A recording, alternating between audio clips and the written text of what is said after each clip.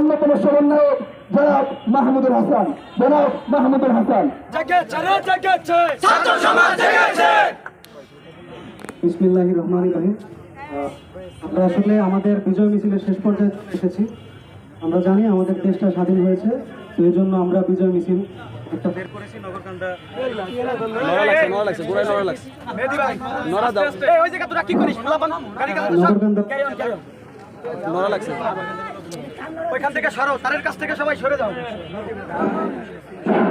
নগরকান্দা উপজেলা সর্বস্তরের মানুষ বৈষম্য বিরোধী ছাত্র আন্দোলন নগরকান্দা ফরিদপুরের পক্ষ থেকে আজকে এমএন একাডেমি মাঠে আমরা জড়ো হয়েছি। এজন্য সবাইকে ধন্যবাদ জানাই।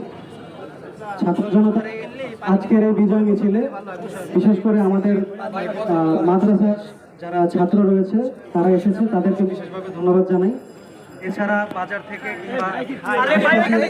যত ইউনিয়ন থেকে আমরা তাদেরকে স্বাগত জানাই। আমরা এখন বিজয় মিছিলের শেষ পর্যায়ে চলে এসেছি। আমরা জানি যে দীর্ঘ 1.5 যুগের মতো একটি অবৈধ সরকার আমাদের দেশ শাসন করেছে। আমরা জানি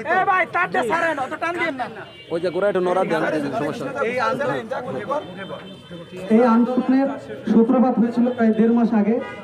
সামান্য একটি সরকারি চাকরিতে কোটা বিরোধী আন্দোলনের সূত্রপাত থেকে আজকে 9 দফা থেকে তারপরে 1 দফা সরকার পতনের আন্দোলন। আজকে সারা বাংলাদেশের মানুষ তারা জানে যে তারা স্বাধীন হয়েছে। সুতরাং এই যে সাধারণ মানুষের স্বতঃস্ফূর্ত অংশগ্রহণ, এই অংশগ্রহণ সাধারণ শিক্ষার্থীদের পক্ষ থেকে হয়েছে। তারা সারা দেশের সকল মানুষকে এই আন্দোলনে অংশগ্রহণ করার জন্য স্বাগত জানিয়েছে এবং তাদেরকে ধন্যবাদ জানিয়েছে। আজকে আমরা দেশ স্বাধীন করেছি, কিন্তু দেশ এখনো স্বাধীন হয়নি। প্রকৃতপক্ষে স্বাধীন হতে হলে আমাদেরকে আরো কিছুদিন ধৈর্য ধারণ করতে হবে। আমরা দেখেছি গতকাল যখন প্রধানমন্ত্রী যিনি ছিলেন তিনি দেশ পালিয়েছেন, তারপরে বিভিন্ন জায়গায় অগ্নিসংযোগ করা হয়েছে, বাড়িঘর ভাঙচুর করা হয়েছে। আমরা জানি নগরকান্দা গত কয়েক বছর ধরে একটি শান্তিপ্রিয় উপজেলা। আমরা এই শান্তিপ্রিয় উপজেলাকে শান্তিপ্রিয় রাখবো। যে সকল সরকারি প্রতিষ্ঠানে অগ্নিসংযোগ কিংবা ভাঙচুর করা হয়েছে আমরা আর কোথাও হাত দেব না, কেননা এগুলো যখন আবার সংশোধন করা হবে তখন আমাদের টাকাই কিন্তু করতে হবে।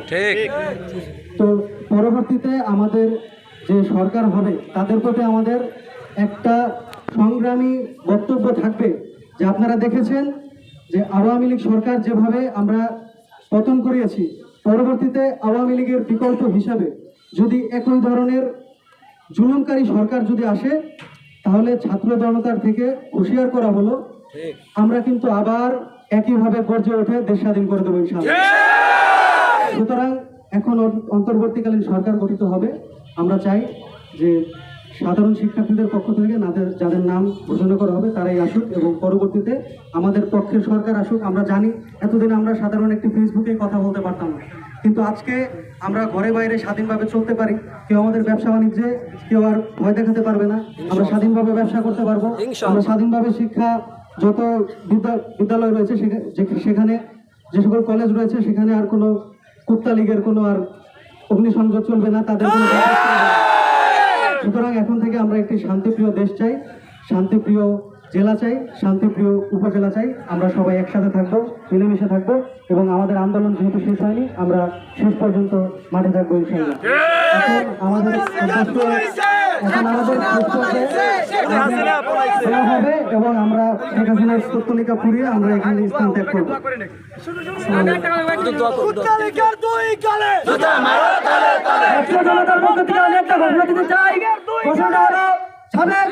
ছাত্রলীগ অফিস বর্তমানে আমরা ঘোষণা দিচ্ছি সংসদের জন্য সবাই হেল্প করবেন ইনশাআল্লাহ। এখন আমাদের সবার সামনে হুজুরে মোনাজাত দিয়ে দেন। হুজুর ওটা বাঁচে দেন ভাই, ভাই হুজুরে মোনাজাত দেন। আমি কাশিমুল মাদ্রাসা থেকে যারা আসছে তাদের কাছে আমি আমাদের এই আয়োজক কমিটির পক্ষ থেকে আন্তরিক কৃতজ্ঞতা, কারণ আগামীকাল তাদের পরীক্ষা। আমরা তাদের কাছে কৃতজ্ঞতা প্রকাশ করছি। এরপরে আজকের আমাদের অনুষ্ঠান মনোনয়ন পরিচালনার মাধ্যমে সমাপ্ত ঘোষণা করবেন কাসিমুল ইসলামিয়া মাদ্রাসার অন্যতম শিক্ষা সচিব জনাব আলা হযরত মাওলানা মুফতি আব্দুল কাইয়ুম সাহেব। জনাব আলা হযরত মাওলানা মুফতি আব্দুল কাইয়ুম সাহেব।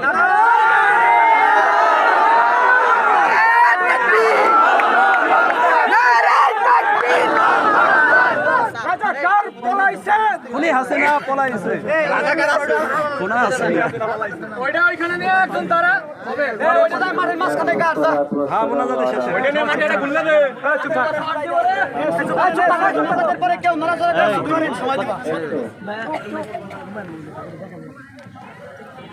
আল্লাহ রাব্বুল আলামিন কোরআনে মাজিদের মধ্যে ইরশাদ ফরমান তিলকাল আইয়ামু নুদাবিলুহা বাইনান নাস। ওই দিনগুলোকে আমি পালা বদল করে মানুষের মাঝে দিলাম। এই জন্য আল্লাহ তাআলার কোরআনের এই ঘোষণার ব্যাখ্যা সাধারণ হয় না, হওয়ার কোনো সুযোগও নেই।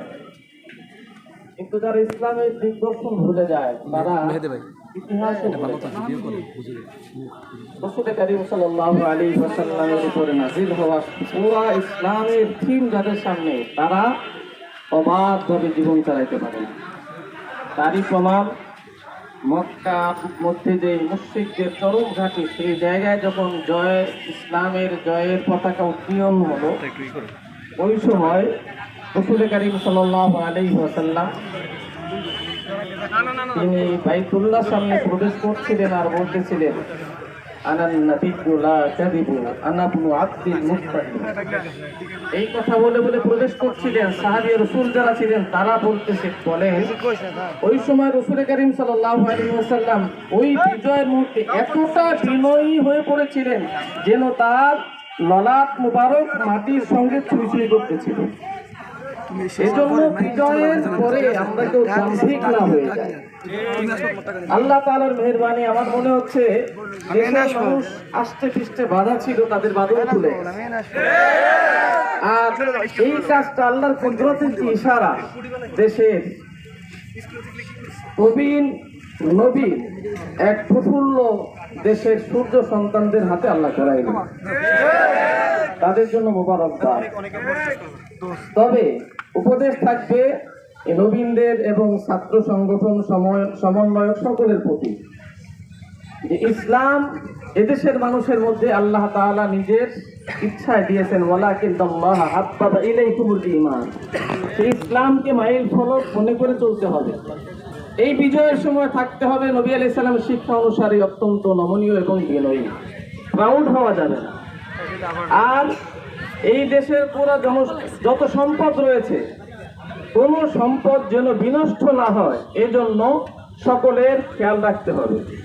এই স্কুলের একটা জানালা অথবা আমাদের থানার কোনো কিছু অথবা যেই কোনো ভবন, কোনো জানালা, কোনো সম্পদ, এইগুলো যেগুলো জাতীয় সম্পদ, এইগুলো যদি বিনষ্ট হয় তার জন্য কিয়ামতের ময়দানে কিন্তু জবাবদিহিতা রয়েছে কড়া।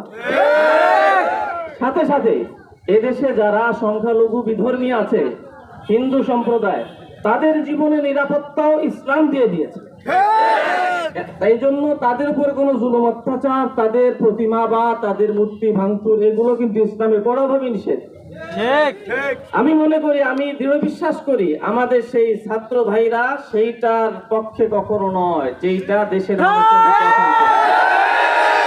কেননা এরা বৈষম্য বিরোধী আন্দোলন নিয়ে নামছে। এরা বৈষম্য চায় না, ইসলামও চায় না।